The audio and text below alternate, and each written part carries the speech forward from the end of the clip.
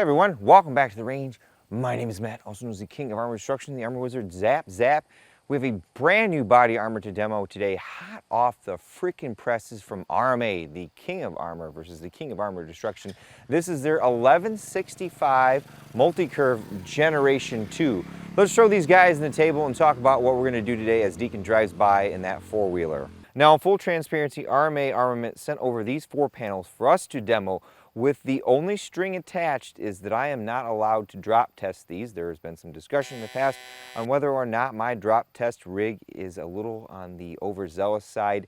And even with the NIJ 07 drop standard, they've went away from the drop arm to, I think, dropping the plate statically from a set height. So per RMA, they've asked that we don't drop these plates, and there is some discussion on whether I should just drop them or not, because I'm here to offer you guys, worst case scenario, but I digress. So these are the 1165 Gen 2 plates. They are 6.36 pounds or 2.885 kilograms. This one was 6.34 pounds, so right around 6.3 pounds. They are only 700 thousandths thick or 17.78 millimeters thin, depending on how you want to advertise that. These are labeled as a sappy size medium cut. I measured them at 9 7/8 by 13, so they're a little larger than the 9.5 by 12.5. As I mentioned, they are multi-curves. We have a nice sexy curve right there and a curve right there and some little curves on the edges. And effectively that will fit your body a lot better than a single curve or no curve. And what I notice with multi-curves is we take a lot of that weight off those shoulder straps, and it just feels a lot better when you're out and about moving and or running with these things. Now, if this is the first time you're viewing my YouTube channel, we do all of our body armor demos completely different than everyone else on YouTube. We're after worst case scenario. Rewind and say it with me again. We're after worst case scenario. Since this is rifle armor, we shoot at 45 feet. We also shoot at 0 degrees, again, because that's worst case scenario. We use a giant clay briefcase filled with Roma Plastilina #1 clay from Chavant. Same clay that NIJ uses, but they heat it up in the oven pretty much, I think, all the time, and then they're only allowed to take it out for an hour, and then they have to put it back in for 3.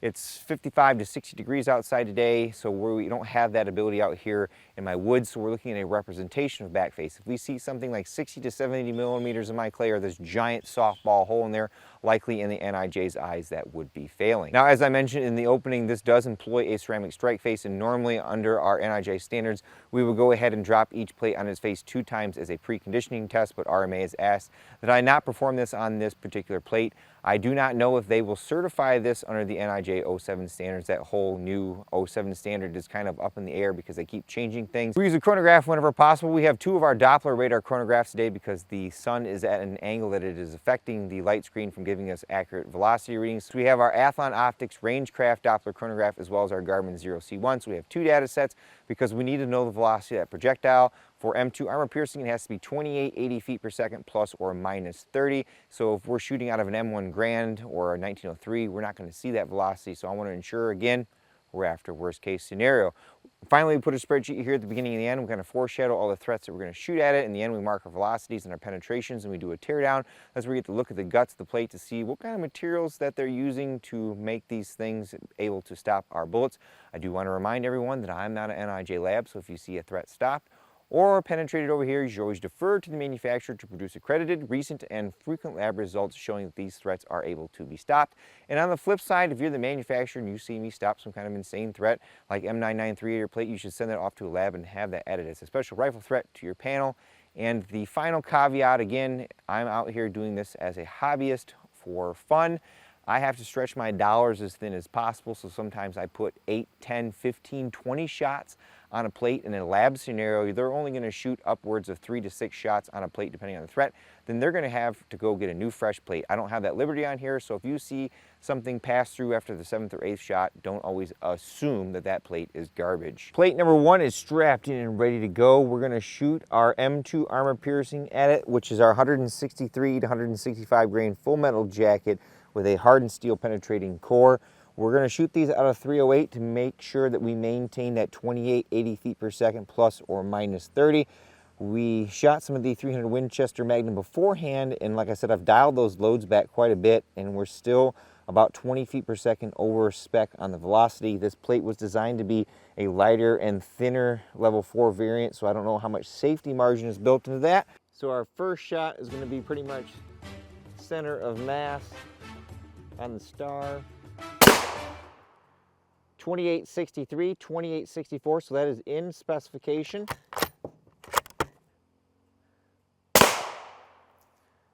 2861, 2864. And turn it around. Our M2AP shots, number 1 and number 2, those are within specification, a little on the slower side than what Buff has been used to, but they are in spec. Place those bets in the comments below. No pass-throughs, folks. 2 stoppages. Looks like RMA is using our ultra-high molecular weight polyethylene. As far as our back face goes, this clay is nice and toasty warm. We just took this out of the oven. 32 millimeters on that shot, and this guy right here, right around 41 millimeters, and that's to be expected on those corner shots. Those will produce more back face, but those are within specification. Now we're going to go to 5.56. This is to show the multi-hit capability of this plate, or at least in theory. We've got our 62 grain M855A1 EPR enhanced performance round. This is the U.S. Army's current issue 5.56 NATO round, all the way down to basic, copper core, large, hardened, penetrating tip. If you're looking to pick any of this up, my cheddar spreader for War Pig Armory is Buffman. I don't have one for Dozier Munitions, but those guys are a huge help to the channel.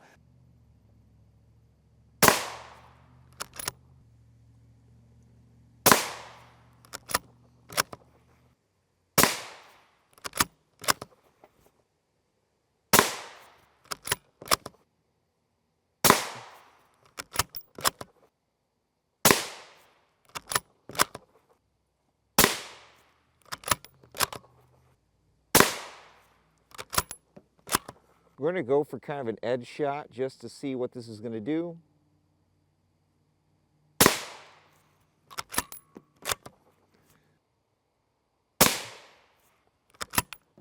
Nice.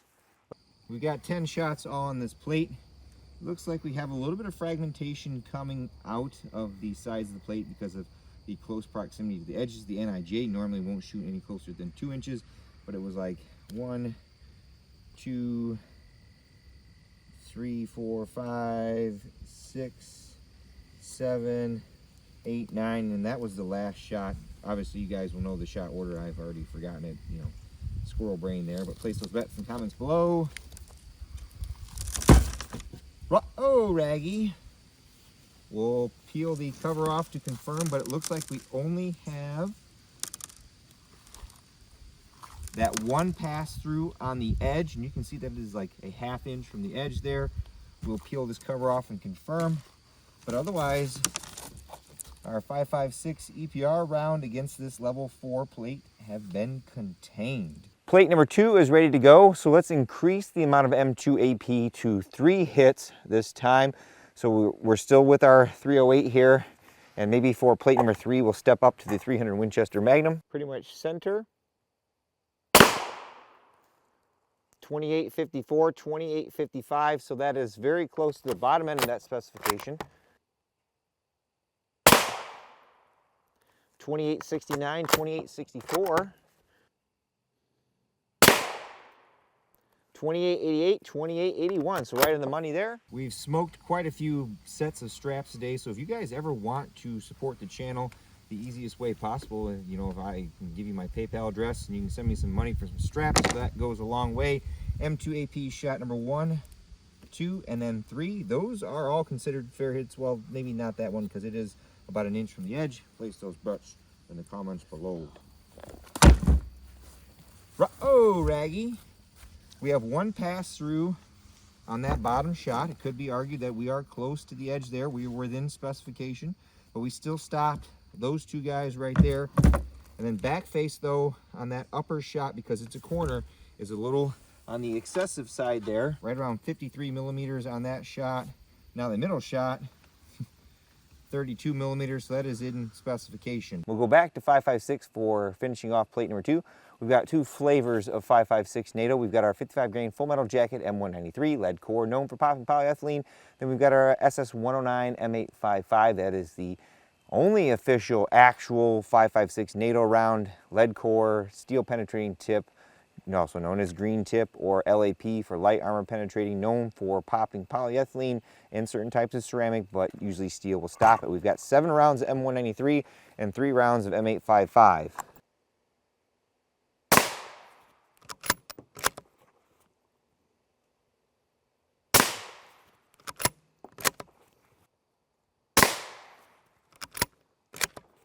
Then the M193, 1,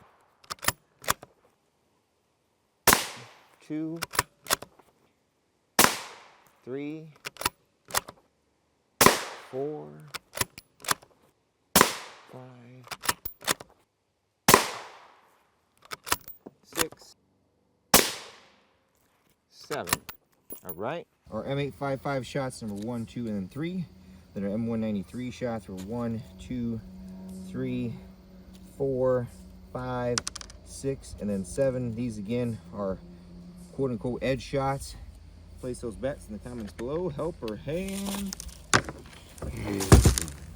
Here was the plate of M193 and M2 armor piercing, and confirmed the only pass-through was that shot of M2 AP down there. Otherwise, all the M193 was stopped. We will confirm any other pass-throughs during the teardown. But very, very nice. So 6.3 pound level 4, able to stop at least 2 rounds of M2 AP, and pretty much any M193 or 5.56 that you can throw with this guy. Plate 3 is strapped in and ready to go. We're gonna go back to 30 cal. We have 3 threats that I feel are relevant and sometimes a equal or lesser threat than M2 AP. We've got our M14A1, Mr. Flashy Flash. That is the armor piercing incendiary, has a very cool little penetrating core. We've got our M80A1 EPR, pretty much the same as M855A1, but 130 grains. The tip is a little softer. Then we've got our M61 or P80 black tip. That's what came out in 7.62 NATO in the early 50s or 60s, somewhere there. I don't think the penetrator is nearly as efficient as the M2 AP. 2869, 2874. So much fire, so satisfying. 2802, 2795 off the Garmin. Then our M80A1, 3086, 3084. So now we'll go to our tungsten core 5.56 threats. 2 of these are somewhat common enough. The one on the left is our R.A.N.G.E version. It's 62 grains with a tungsten penetrator that's about the same size as M855, but it's tungsten. And on the right is our M995 or NAMO AP3. That's 52 grain with a cool little tungsten penetrator. I actually picked up some newer variants of that from a collector. It was marked NT, I think Norma Tactical. It's got that little red ring on there. 34, 34 off the Rangecraft, 34, 34 off the Garmin. We'll be in the bottom.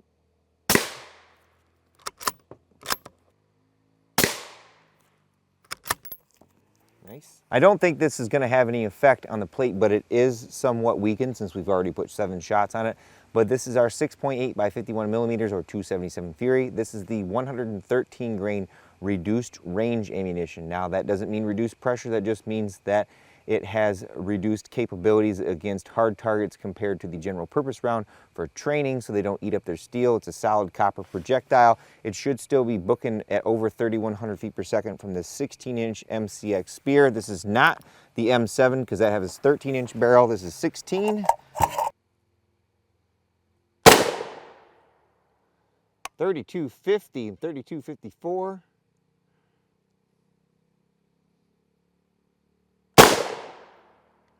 3187, 3184. All right, we have 9 shots on this plate. The M14A1 API, Mr. Flashy Flash is right there. P80 black tip. Our M80A1 right there. Then our M995 shots number 1 and number 2. Then the 62 grain R.A.N.G.E number 1 and number 2. Then our 6.8 RRA number 1 and number 2. Place those bets in the comments below. I lost my helper hand. He's riding the 4-wheeler. Oh, Raggy, we have 1 pass through that we will confirm in the additionals, but that 62 grain down there in the corner Interesting, that seems to be a problem child for this particular design, is that corner down there is able to get through. In the past, when we've tested M995 against level 4 and even the 62 grain load, it's been unable to pass through. Interesting. Well, let's close this one out with plate number 4 and get you guys on your merry way. Plate number 4 is ready to go, and I had to dig in my bag to see what we could throw at this, just to give that extreme, obscure, probably never going to happen, just to keep RMA on their seat of the pants a little bit. So we've got our 196 grain Swiss PAP. That is the VPAM 12 threat for European armor standards. It's got a very nice little tungsten penetrator in it, the same tungsten penetrator that the 338 version has. Then on the right there, we've got the XM 1186 general purpose round in 6.8, it's 120 grain, EPR, has a copper core, and a very long steel penetrating tip, pretty much just like M855A1 and M80A1, although that tip is almost as long as the entire M80A1 projectile. We have a 13-inch SCAR 17S here that we built from FN Specialties, so this should give us a bunch of effective range. 2252, 2249.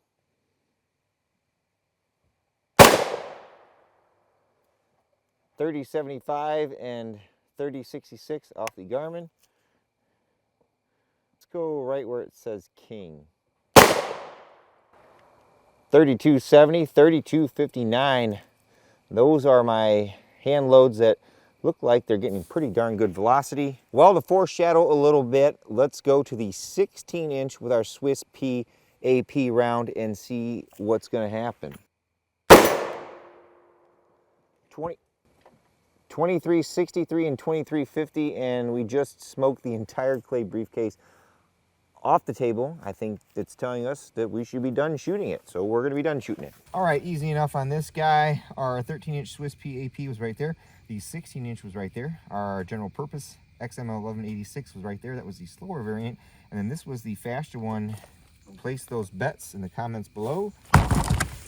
Whoa, Deacon threw that down there. Uh-oh, Raggy. We have two pass-throughs from the 16-inch Swiss PAP and then the slower variant of our general purpose round. That's very interesting.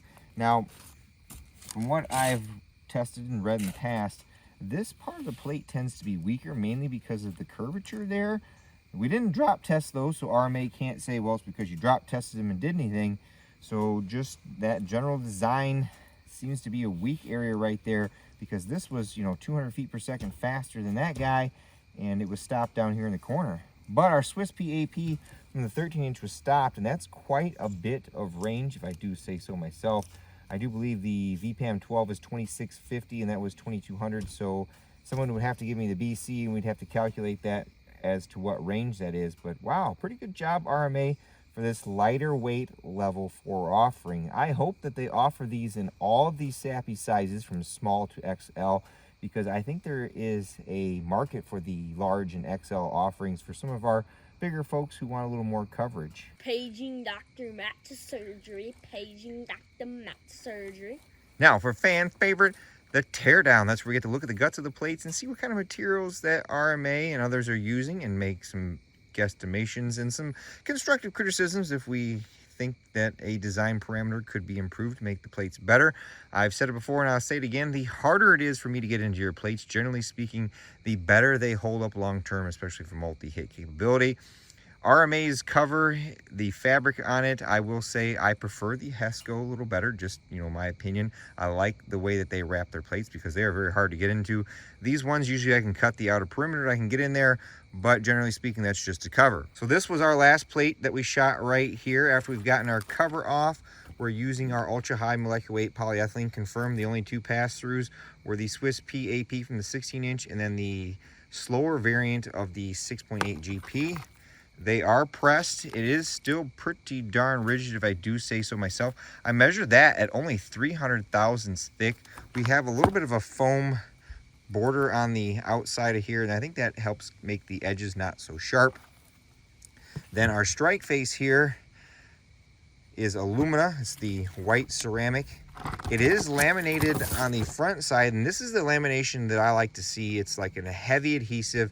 It's like a fiberglass or some type of material that helps bond all the ceramic together. So with that laminating layer, I measured that right around 320 thousandths thick. Some companies will also laminate the rear of the plate, and I don't think RMA did on this particular strike face because this is part of the polyethylene and it came off, but I did take me a second to peel all this off, so it is constructed a little better. I would like to see some drop face foam on there, maybe, you know, 10 thousandths more polyethylene so that this could be drop tested. Here is the M193 plate. Confirmed the only pass through was that one down there on the towards the bottom. This edge shot was contained within the plate. It might have shot out the side, so in the NIJ's eyes that wouldn't be a fair hit.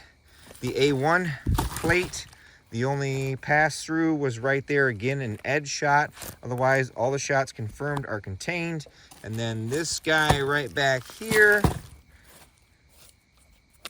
the only pass through was the R.A.N.G.E tungsten core 62 grain variant down there. Very, very interesting, folks. And with all that being said, I think that's it, and we're gonna get the heck out of here. Well, folks, what are your thoughts on this new Generation 2 1165 from RMA? It looks like we were able to make it thinner and lighter than the Generation 1 variant, all while still being able to stop a tirade of threats that likely you and I would ever face, mainly our 5.56 NATO threats. I do believe M2 armor piercing, while very common, is not likely to be encountered, and if it is, it's probably going to be at range. Although our 1165 was able to stop those, at least sometimes 2, if not 3 of those or other 30 caliber threats with ease. Although in my personal opinion, we may be riding the line where we have the perfect weight to thickness to protection level balance with our ceramic offerings. If you want to, stop everything under the sun, the thickness and weight of that plate is going to increase, and then the mobility and comfort level is going to go down. So this seems to hit all of the check boxes for being lightweight, very thin, and allowing you to maintain mobility, all while stopping all those various different threats. If I could offer any constructive criticism, I would add a drop face foam protectant on this plate, as well as laminating the rear side of our ceramic, and maybe add just a little more polyethylene to the back so that we have that perfect mix without going too heavy. With all that being said, I'm going to get the heck out of here, but at the end of all my videos, I take a moment to thank all those who help make this possible, because there's a lot that goes into them. I've got that little counter here that shows the value of retail dollars that I've destroyed in armor since 2023, and that thing keeps accumulating, and it gets to be pretty spendy at times. Number one is my family. A big thank you to Deacon and Amy for coming out here and running the cameras and helping me get 8 plates shot today. That is a lot of plates to shoot in one day. Number 2 are my Patreon and YouTube channel members. I have a campsite in the description below. It's a landing page with different affiliate codes or discount tracking links in there that effectively earn me a sales commission. They cost you nothing. I do have one for RMA, that is Buffman. So if you are looking at making a purchase from them and you like what you saw here and you've made up your own, decision to buy these, I don't want to push the sale your way, that discount code saves you 5%, and I think it kicks 5% back to me. And what I do with that is I put it right back in the channel. That Swiss P, AP, and some of those other advanced threats like M995 are not cheap. Number 3 is RMA Armament. In full transparency, sent me those 1165 Gen 2 multi-curves to destroy, with the only string attached was that I should not drop test them, and we did them right on that regard. Number 4 and number 5 are Dozer Munitions and War Pig Armory. If you're looking at any of this obscure AP ammunition from time to time, they have a good source of it. A big thank you to them. I do have a cheddar spreader with War Pig, and that is Buffman as well. And of course, number 6 is you all for watching. Until next time, I'll catch you at the range.